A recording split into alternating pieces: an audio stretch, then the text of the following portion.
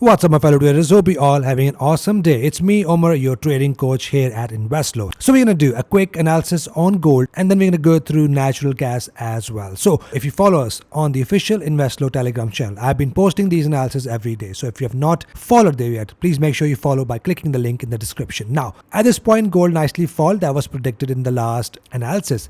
Had a double top. We had a break of the neckline, nicely pushed down. Now at this point, we are getting a possible retest of this neckline. So I would keep an eye on this neckline right here to go short here again if there is a solid bearish condition right here. Now remember, if this neckline is broken, we're going to see a short-term spike towards this area again, and price then might form a triple top pattern. But if we are broken above these highs, we will turn completely bullish. A neckline is worth keeping an eye on, and then if the break without a condition, then we will likely see a push up. I'll be also looking at the support here for the short-term bounce. If the price come down first, a bounce, and then we can see the next confirmation. For now, we are looking at this area, and EMA resistance is also there that might push the price down short-term. And I'm looking here on nat gas futures.